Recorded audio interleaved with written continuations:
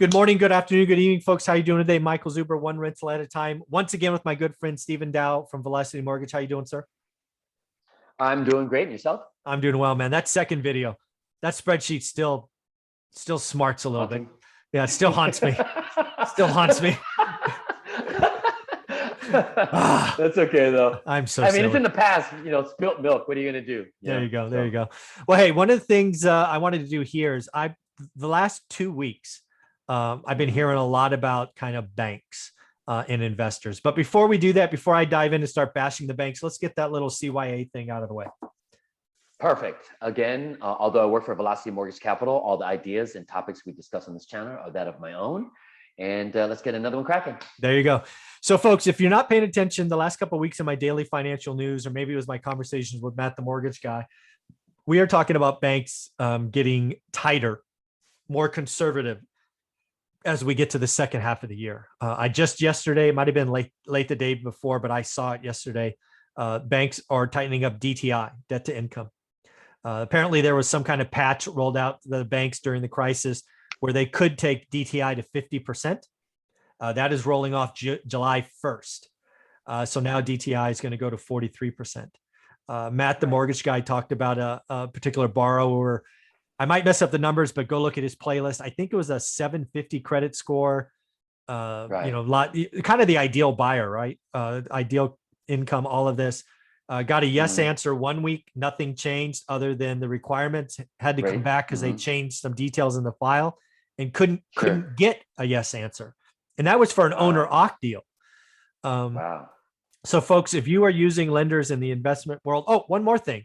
I heard that there's more talk about FHFA taking their limits from, I think it's 6%. There might even be lowering that to 3 or 4% for investment loans. So I think non-QM lenders are about to get very busy because your rates aren't that much different.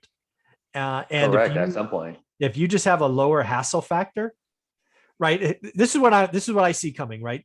This is my experience only. You can generally get investment loans around 4%, generally speaking, maybe a little bit lower if it's your first one and you're perfect, but let's call it 4. And let's say I come to Velocity Mortgage and I get a 6, right? This is a buy and hold, all of that stuff. It appears 2%, but if it's a 100K loan and the payments aren't that much different, but the hassle factor is night and day. I've heard horror stories about investors having to continually go back to banks because rules seem to be changing or fuzzy, or the bank doesn't know what's going on. They can really stress you out. So I think if banks do get tighter, non-QM lenders are going to get a lot more business. So why don't you just talk about what you require? Because I think it's a pretty straightforward process. And everything I've heard from people that call you, it's been like, yeah, he tells me what I need, I do it, and I'm done. Yep. So the ease of use factor, obviously, like you were saying, with conventional financing tends to have a lot more hoops you got to jump through because the window's a little tighter for guidelines and underwriting. So as it pertains to our loans, I'm a true stated income lender. So the ease of use is no personal income documentation, no tax returns, no pay stub, no W-2. So again, as the guidelines get a little tighter on the conventional financing side for investment properties, our loans look a lot more attractive because, again, not only the headache factor is a lot less, but the ease of use, you could use it for multiple properties, things of that nature. So it definitely at least have us as a plan B, or at least in your back pocket, so that if something should happen and your conventional loan falls out, we're going to typically be the next most cost-effective alternative to traditional hard money or private money, which in the past, that's all you were able to use. So I think there's a couple of things that I see going on now. So first and foremost, if you are an investor that watches this channel and you have more than 10 loans, forget going to a bank. You got to go to a non-QM lender. If you're self-employed, that's still a very hard place to get loans today. If you're somebody whose DTI is getting close to 43, have a plan B. If you're doing a portfolio loan, as we talked about, something I haven't even brought up yet. If you want 30-year money on multifamily, right? Apartment buildings. Goodness gracious. Yes. And then also on those apartment buildings, DCR comes into play sometimes as far as debt service ratio, debt coverage ratio. We don't even have that as far as a requirement at certain loan amounts and below. So for multifamily where the loan amounts at least 750 or below on a purchase, no DCR. Yeah. Makes it much more flexible. Yeah, folks, I got to tell you, if you're in this game and you think you might, even if you are lucky enough to get those first loans from banks, you should, right? If you can go get sub 4% money and it's easy, do that all day long. I'm not saying anything else. I say that first. Yeah. Yes, sir. But if you think you're going to get the runaround, reaching out to Stephen or other non-QM lenders is a good plan B. I think it's a wise move. And then the other thing to talk about is if they reach out to you early, you can really build the file up so that it just becomes a quicker yes answer. Because I have lots of people that watch this channel that are really looking to create a business, right? Multiple transactions. So put the legwork in up front and just be ready to rock and roll going forward, right?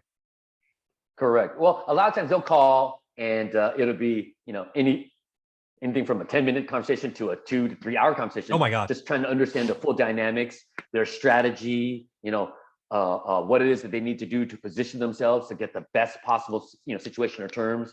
So every caller is different, or every viewer or applicant or so on and so forth. So it's been a lot of fun though to try to, get to understand their situation and then come up with the best strategy. And even in some cases, that strategy doesn't involve me because again, like you say, always go for conventional financing first. I've always said that with all of your callers or viewers, and then we kind of go from there. But yeah. Yeah. The other thing I want to point out is I think you actually closed your first one rental at a time loan. You actually finished the whole process with one of our viewers. So I heard great things. Sir. Thank you. Yes, my pleasure. And he was very happy. Some things happened during the loan process that would have caused him to possibly get a higher rate or some other restrictions. But I worked that all out, and we made exceptions to the rule specifically again for the one rental at a time family. I mean, I'm rolling out the red carpet, so this is the reason why I'm on your channel, is to really help out your students and viewers. So we're trying to structure the best, most cost-effective situation, even if things go sideways. The fact that we're try to do the right thing. And yes, exactly. And again, the big thing that I can only ask for is I cannot promise yes answers, but I do promise quick answers, right? That's what I am holding you to, right? You have the money, so you make the rules, right? If you don't lend in Chicago, for example, that's okay. That's a no, just done, right? I'm not going to ask why. I don't care why. They're your rules, right? So that's really what I'm holding you to. And so far, everything I've heard has been great. So thank you for that. That means a lot that you're stepping up and doing the right things.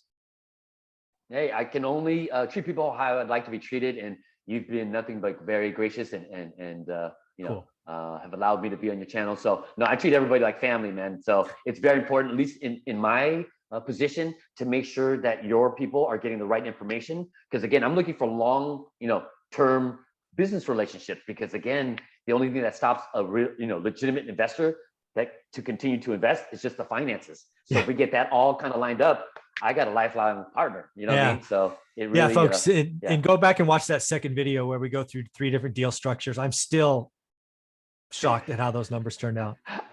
Pretty funny. Oh my God. So Stephen, how do you want them to get a hold of you?